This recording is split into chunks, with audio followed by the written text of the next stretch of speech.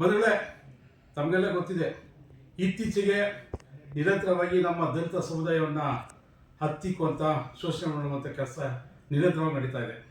ನೋಡಿ, ಇತ್ತೀಚೆಗೆ ಏನು ಹೊಸ ಮುಖ್ಯಮಂತ್ರಿಗಳು ಬಂದರು ಈ ರಾಜ್ಯಕ್ಕೆ, ಅವರ ಮೊದಲ ಸಂಪುಟದಲ್ಲಿ ಮುಖ್ಯವಾಗಿ ನಮ್ಮ ಸಮುದಾಯದ, ವಿಶೇಷವಾಗಿ ನಮ್ಮ ಅಸ್ಪೃಶ್ಯ ಸಮುದಾಯಕ್ಕೆ ಸೇರಿದಂಥ ಸಚಿವರಿಗೆ ಒಳ್ಳೆಯ ಖಾತೆ ಕೊಡಲಿಲ್ಲ.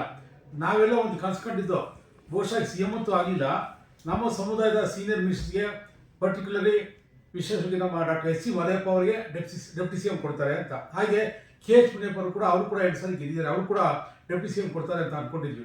ಆದರೆ ಅದೆಲ್ಲ ಸುಳ್ಳಾಗಿದೆ. ಆಮೇಲೆ ಅವ್ರು ಕೊಟ್ಟಿರುವಂಥ ಖಾತೆ ನಮ್ಮ ಮಾದೇವಪ್ಪರಿಗಂತೂ ಕೊಟ್ಟಿಲ್ಲ, ಆದರೆ ಕೆ ಎಚ್ ಮುನಿಯಪ್ಪ ಕೊಟ್ಟಿರುವಂಥ ಖಾತೆನೂ ಆಹಾರ ಸಚಿವನ ಹಂಗೆ ಮುಂದುವರ್ಸಾರ.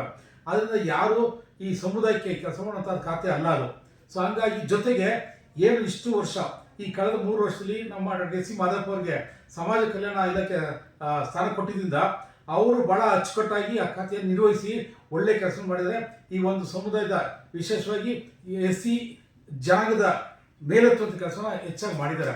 ಆದ್ದರಿಂದ ಈಗ ನಮಗೆ ನಿರಾಶೆ ಆಗಿದೆ, ಅವರಿಗೆ ಖಾತೆ ಕೊಡದೇ ಇರೋವಂಥದ್ದು ನಮ್ಮೆಲ್ಲರೂ ಕೂಡ ಭಾಳ ನಿರಾಶೆ ತಂದಿದೆ. ಆದ್ದರಿಂದ ನಾವೆಲ್ಲರೂ ಕೂಡ ಒಂದು ಸ್ವಾಭಿಮಾನ ಹೋರಾಟವನ್ನು ಹಮ್ಮಿಕೊಂಡಿದ್ದೀವಿ. ಇದೇ ತಿಂಗಳ ಒಂದು ಸ್ವಾಭಿಮಾನದ ಸಮಾವೇಶ, ಪ್ರತಿಭಟನಾ ಸಮಾವೇಶನ ಮಾಡ್ತಾ ಇದ್ದೀವಿ ಬಂಧುಗಳೇ.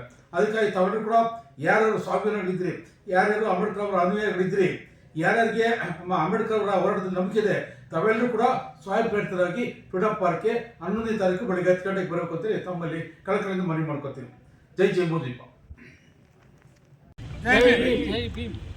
ನಮಸ್ಕಾರ ಬಂಧುಗಳೇ, ನಾನು ಜಂಬೂದ್ವೀಪ ಸಿದ್ದರಾಜು, ಕರ್ನಾಟಕ ರಾಜ್ಯ ಆದಿವಾಸಿ ಸಂಘದ ಕಾರ್ಯಾಧ್ಯಕ್ಷ. ಎಲ್ಲರೂ ಕೂಡ ನಮ್ಮ ಒಡನಾಡಿಗಳು, ಹೋರಾಟಗಾರರು, ದಲಿತ ಮುಖಂಡರು. ಬಂಧುಗಳೇ,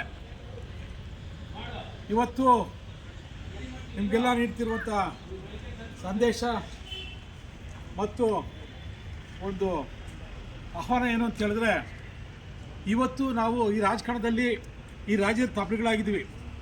ಈ ಹೊಸ ಸರ್ಕಾರದಲ್ಲಿ ಏನು ಮೊನ್ನೆ 3ನೇ ತಾರೀಕು ಸನ್ಮಾನ್ಯ ಡಿ.ಕೆ. ಶಿವಕುಮಾರ್ ಅವರು ಮುಖ್ಯಮಂತ್ರಿಗಳಾಗಿದ್ದಾರೆ.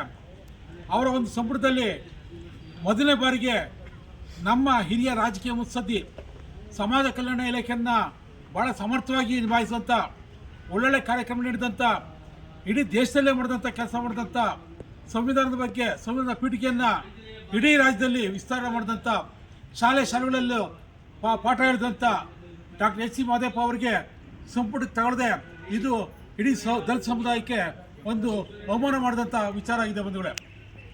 ಇವತ್ತು ನಮಗೆಲ್ಲ ಒಂದು ಧೈರ್ಯ ಇತ್ತು, ಡಾಕ್ಟರ್ ಎಸ್ ಸಿ ಮಾದೇವಪ್ಪನವರು ಅವರು ರಾಜಕಾರಣದಲ್ಲಿ ಇದ್ದಂಥ ಕಾಲದಿಂದಲೂ ಕೂಡ ಈ ದಲಿತ ಸಮುದಾಯಕ್ಕೆ ಅದು ಯಾವುದು ಎಡಬಲ ಅಂತೇನಿಲ್ಲ, ಇಡೀ ದಲಿತ ಸಮುದಾಯ ಎಸ್ ಸಿ ಎಸ್ ಟಿಗಳಿಗೆಲ್ಲ ಒಂದು ಧೈರ್ಯ ಇತ್ತು. ಯಾಕಂದರೆ ಅವರಿದ್ದಂಥ ಎಲ್ಲ ಸಂದರ್ಭ ಕೂಡ ಕ್ಯಾಬಿನೆಟ್ ಮೀಟಿಂಗ್ಗೆ ಆಗ್ಬೋದು, ಯಾವುದೇ ಒಂದು ವಿಚಾರದಲ್ಲಿ ಆಗಲಿ ದಲಿತರಿಗೆ ಅನ್ಯಾಯ ಆದಾಗ ಅವರು ಹೋರಾಟ ಮಾಡ್ತಿರು. ಒಳಗಡೆ ಯಾವ ಸಿ ಎಮ್ ಕೂಡ ಕೇರ್ ಮಾಡದೆ ಒಳಗಡೆ ಕ್ಯಾಬಿನೆಟಲ್ಲಿ ಕೂಡ ಅವರು ಹೋರಾಟ ಮಾಡ್ತಿದ್ರು. ಅಂಥ ಒಬ್ಬ ಸಮರ್ಥ ಸಚಿವರಿಗೆ ಇವತ್ತು ಮೊದಲನೇ ಸಾರಿ ಸಂಪುಟಕ್ಕೆ ತಗೊಳ್ಳದೆ ಅವಮಾನ ಮಾಡಿದ್ದಾರೆ. ಇದು ಇಡೀ ರಾಜ್ಯದ ದಲಿತ ಸಮುದಾಯಕ್ಕೆ ಮಾಡಿರುವಂಥ ಅನ್ಯಾಯ ಮತ್ತು ಇದೊಂದು ರಾಜಕೀಯ ಪಿತೂರಿ ಸಂಚು.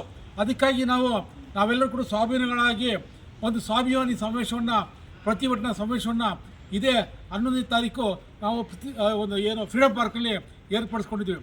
ಆದ್ದರಿಂದ ದಯಮಾಡಿ ಎಲ್ಲರೂ ಕೂಡ ಒಗ್ಗಟ್ಟಿನಿಂದ ಇಡೀ ರಾಜ್ಯದ ಮೂಲೆಗಳಿಂದ ಕೂಡ ಸಾವಿರಾರು ಸಂಖ್ಯೆಯಲ್ಲಿ ನೀವು ಅವತ್ತು ಪ್ರತಿಭಟನಾ ಸಮಾವೇಶಕ್ಕೆ 11ನೇ ತಾರೀಕು, ಇದೇ ತಿಂಗಳ 11ನೇ ತಾರೀಕು ದಯಮಾಡಿ ಬರಬೇಕು. ನೀವೆಲ್ಲರೂ ನಿಮ್ಮ ಬಲವನ್ನು ನಮಗೆ ಕೊಟ್ಟು ನಮ್ಮ ಕೈಯನ್ನು, ನಮ್ಮ ಓಟವನ್ನು ಬಲಪಡಿಸಬೇಕು ಅಂತೇಳಿ ತಮ್ಮಲ್ಲಿ ಕೈ ಜೋಡಿಸಿ ಮನವಿ ಮಾಡ್ಕೊತೀನಿ ಬಂದರೆ. ಜೈ ಜಂಬೂದ್ವೀಪ, ಜೈ ಭೀಮ್,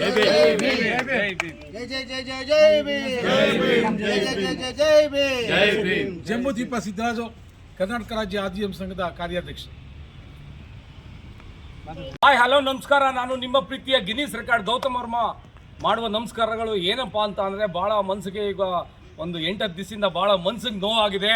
ಏನಪ್ಪ ಅಂತ ಅಂದರೆ, ಖರ್ಗೆ ಸಾಹೇಬ್ರ ಮೇಲೆ ಭಾಳ ನೋವು, ಮನಸ್ಸು ಬೇಜಾರಾಗಿದೆ. ಯಾಕೆಂದರೆ ಅವ್ರ ಮಗನ್ನ ಮಂತ್ರಿ ಮಾಡಲಿ, MLA ಮಾಡಲಿ, ಪ್ರೈಮ್ ಮಿನಿಸ್ಟರ್ ಮಾಡಲಿ, ನಮಗೇನು ಬೇಜಾರಿಲ್ಲ. ಈಗ ಸಿದ್ದರಾಮಯ್ಯ ಅವ್ರ ಮೇಲೂ ಬೇಜಾರಾಗಿದೆ. ಅವರ ಮಗನ ಮಂತ್ರಿ ಮಾಡಿದ್ರು. ಯಾಕೆ ನಮ್ಮ ಸಾಹೇಬರು ಈ ಇಡೀ ರಾಜ್ಯದಲ್ಲಿ ಎಲ್ಲ ಜನಾಂಗವನ್ನು ಪ್ರೀತಿ ಮಾಡುವಂಥ ಏಕೈಕ ವ್ಯಕ್ತಿ ಅಂದರೆ ಸನ್ಮಾನ್ಯ ಶ್ರೀ ಎಸ್ ಸಿ ಮಾದೇವಪ್ಪ ಅವರು.